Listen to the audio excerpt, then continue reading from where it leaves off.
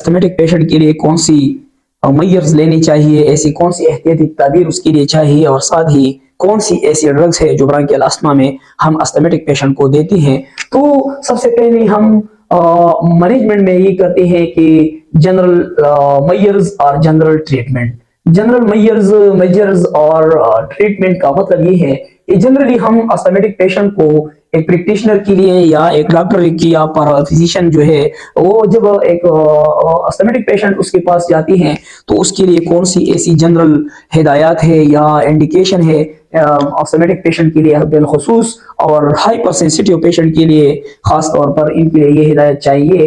Number first जो है इनके लिए ये मोस्ट इंपॉर्टेंट है कि avoid avoid avoid all those causative allergens, यानी उन तमाम एलर्जन से इस पेशेंट को बचना चाहिए जो इसके लिए अस्थमेटिक अस्थमा काज करते हैं, यानी इसके लिए नुकसानदेह है। एलर्जन में हमारे साथ हमने पहले भी कह दिया कि कुछ लोगों को जो है वो डस्ट से या पोलन्स ग्रेन से या स्मोकिंग से या कोल्ड से या हार्ट से या जो है इग से या और पेश से या डिस्पिरिन टेबलेट से मुख्तलिफ चीज़ों से उसके लिए या एक्सरसाइज से, यानी मुख्तलिफ किस्म की एलर्जन है जिसकी वजह से एक पेशेंट के लिए अस्थमा का सबब बनती है। तो ऐसे पेशेंट को इन चीज़ों की से अवॉइड होना चाहिए, इसको इससे दूर रहना चाहिए। दूसरा बड़ा इंपॉर्टेंट चीज़ ये है कि अवॉइड स्मोकिंग। अगर एक अस्थमेटिक पेशेंट है और वो स्मोकिंग करते हैं तो ऐसे पेशेंट को चाहिए कि वो सिगरेट स्मोकिंग से पूरी जो है वो दूर रखे अपने आप को और स्मोकिंग जो है इसको स्टॉप करे। तीसरा, इस पेशेंट के लिए एक मोस्ट इंपॉर्टेंट ये भी है कि वो ये करे कि कम से कम ये न्यूमोकाकल वैक्सीन लगाए। न्यूमोकाकल वैक्सीन जो है ये जो मुख्तलिफ किस्म के नाम से आती है, न्यूमोकाकल वैक्सीन ये पहले से लगाई जो हमारे इलाकों में आती है, इन्फ्लुएंजा वैक्सीन या इन्फ्लुएक वैक्सीन जो कोरोना में आई थी, मुख्तलिफ किस्म की वैक्सीन। ये वैक्सीन ऐसी वैक्सीन है जो अस्थमेटिक पेशेंट के लिए मोस्ट इंपॉर्टेंट है, क्योंकि कॉमन कोल्ड से और आम नज़ला जुकाम से इन पेशेंट के लिए बहुत मुश्किलात पैदा होती हैं। तो इससे बचाने के लिए ये वैक्सीन लेना चाहिए। और साथ ही अवॉइड सम ड्रग्स, यानी अस्थमेटिक पेशेंट के लिए बहुत एहतियात होना चाहिए क्योंकि अवॉइड ऐसी दवाइयों से वो दूर रखना चाहिए अपने आप को। अवॉइड बीटा ब्लॉकर जितना भी है इनसे ये अस्थमेटिक पेशेंट के लिए बहुत नुकसानदेह है। तो ये फॉर एग्जांपल प्रोप्रेनालॉल जो है या एंडेरॉल जो है, प्रोप्रेनालॉल ये ड्रग जो है ये एक खतरनाक ड्रग्स है, ये अस्थमा को मजीद जो है एग्रीवेट करता है। इसलिए इस तरह अवॉइड ACE इनहिबिटर ऑलरेडी हमने डिस्कस किया, जो एजिनोप्रिल है, बेंजोइमलोडोपिन है या एजिनोप्रिल है या लेजोनोप्रिल है, मुख्तलिफ किस्म के नाम है। इनहिबिटर यानी एंजियोटेंसिन कन्वर्टिंग एंजाइम इनहिबिटर्स, ये ड्रग्स जो है इसको इससे अवॉइड होना चाहिए। या इसके साथ ही जो है अस्थमेटिक पेशेंट के लिए नार्कोटिक एनाल्जेसिक जो है ये बहुत खतरनाक है। नार्कोटिक एनाल्जेसिक में जो है जो अपीन है या ओपियाइड ड्रग्स है या नालबीन है या मार्पिन है, पेथडीन है, ये ड्रग्स जो है इसके लिए बहुत नुकसानदेह है। और इसके साथ ही इससे एक और जो है हाइपोसेंसिटाइजेशन इसके लिए होना चाहिए।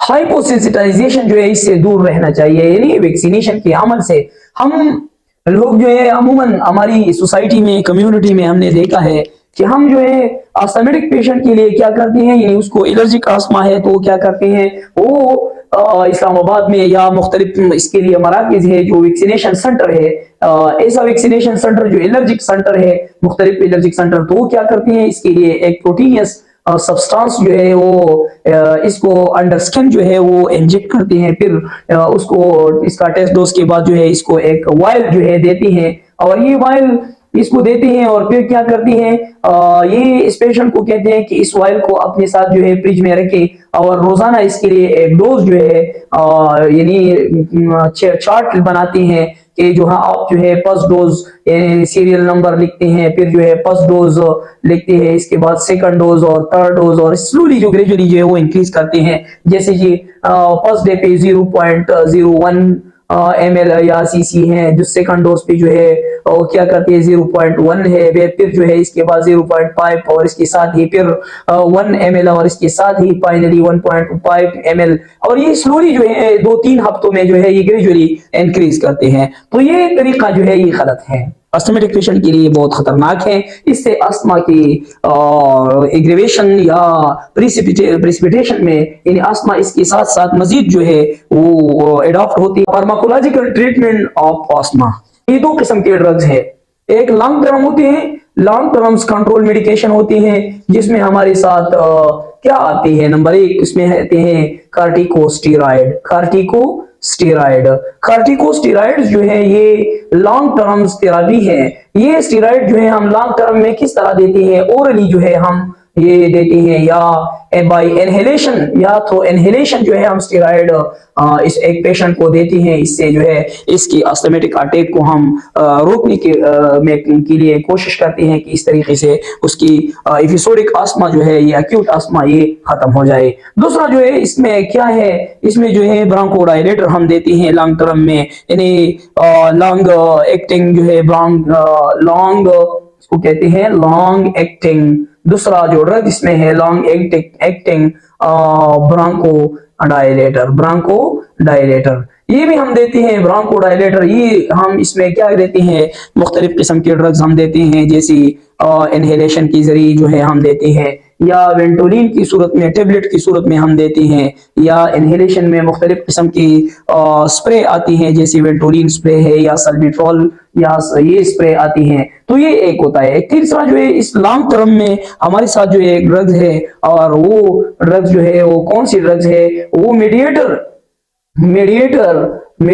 इनहिबिटर ड्रग्स होता है। मीडिएटर इनहिबिटर ड्रग्स होती हैं जिसमें मुख्तलिफ किस्म की मीडिएटर हम फॉर एग्जांपल ल्यूकोट्राइन्स जो है, ल्यूकोट्राइन्स एक मीडिएटर है, इसको ब्लॉक करने के लिए ड्रग्स आया है जैसे मांटिल्यूकास्ट जो मोस्ट इंपॉर्टेंट ड्रग है। मांटिल्यूकास्ट जो है ये एक ऐसा ड्रग है कि इसमें 5 मिलीग्राम भी आता है, 10 मिलीग्राम भी आती है। ये ऑलरेडी जो है ड्यूरिंग नाइट जो है हम एक गोली बंदे को, ये साशे की सूरत में भी आती है, अभी सिरप की सूरत में आई है, टेबलेट की सूरत में भी आई है, मुख्तलिफ कंपनी ने ये बनाई है। तो मांटिल्यूकास्ट जो है ये मीडिएटर लॉन्ग टर्म के लिए ये मीडिएटर जो है ये भी हम देती हैं। इसके साथ ही beta adrenergic receptor beta 2 long acting beta 2 adrenergic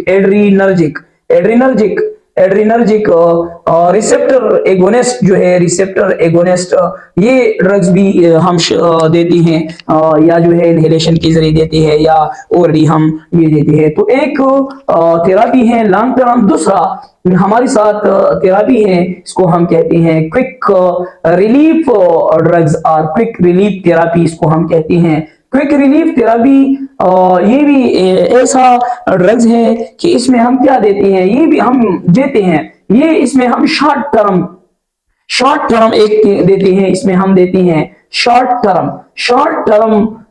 term drugs हम देती हैं, तो ताकि फौरन जो है ये काम करे और अस्थमेटिक अटैक को खत्म करे। Short term beta adrenergic drugs जो है हम एगोनिस्ट जो है ये देते हैं, और इसके साथ ही एगोनिस्ट ये ड्रग्स हम देते हैं। इसके साथ ही हम कार्टिकोस्टेरॉइड इसमें भी देते हैं, कार्टिकोस्टेरॉइड जो है ये आईवी हम देते हैं, इंट्रावेनस देते हैं, जैसे कि हाइड्रोकार्टिसोन और सालोकार्टिप्स के नाम से आया है, या ओरली जो है हम देते हैं, जिसमें आप लोगों को मालूम है प्रेडनिसोलोन टेबलेट है, प्रेडनिसोलोन जो मुख्तलिफ नाम से आए हैं, जैसे कि डेल्टा कार्टेल जो कॉमन कंपनी है या कॉमन नाम है डेल्टा कार्टेल। तो ये हम 60 से लेकर 70 मिलीग्राम पर केजी बॉडी वेट के लिहाज से, और इस तरह आईवी जब हम देते हैं तो ये भी हम 2 से लेकर 4 मिलीग्राम पर केजी बॉडी वेट जो है इसके हिसाब से ये स्टेरॉइड हम देते हैं। और इसके साथ ही ल्यूकोट्राइन रिसेप्टर जो है हम देते हैं,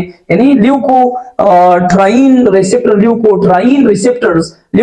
रिसेप्टर जो मैंने पहले भी कहा, ल्यूकोट्राइन रिसेप्टर ब्लॉकर जो है ये ड्रग्स, जो ल्यूकोट्राइन क्या चीज है, मैंने कहा था कि हमारी एंटी इन्फ्लेमेटरी ड्रग्स में ये शामिल है। ल्यूकोट्राइन रिसेप्टर जो है, ल्यूकोट्राइन यह क्या है, जो सेरोटोनिन है, हिस्टामिन है, या ये ऐसी लोकल टिश्यू हार्मोन है जो मास्ट सेल स्टेबलाइजर्स को हम कहते हैं। इसमें हम मुख्तलिफ ड्रग्स जो है इसके लिए पेशेंट को देते हैं ताकि मजीद इसको एलर्जी का अटैक ना हो, या इसको एलर्जी के लिए हम मुख्तलिफ एंटी एलर्जिक या एंटी हिस्टामिनिक ये ड्रग देते हैं। तो ये एक क्विक रिलीफ में जो है हम ये मुख्तलिफ किस्म की ड्रग्स देते हैं। इसके साथ ही हम एंटीकोलिनर्जिक ड्रग्स देते हैं, या शॉर्टली हम अमाइनोपाइलिन, आखिरकार जो है आखिर में हम अमाइनोपाइलिन जो है ये एक ड्रग्स है जो आईवी इन्फ्यूजन में हम देते हैं, इन्फ्यूजन में देते हैं। फाइनली अगर इस सब के बावजूद एक पेशेंट की तकलीफ जो है वो खत्म नहीं होती तो फिर अमाइनोपाइलिन जो है ये हम स्लोली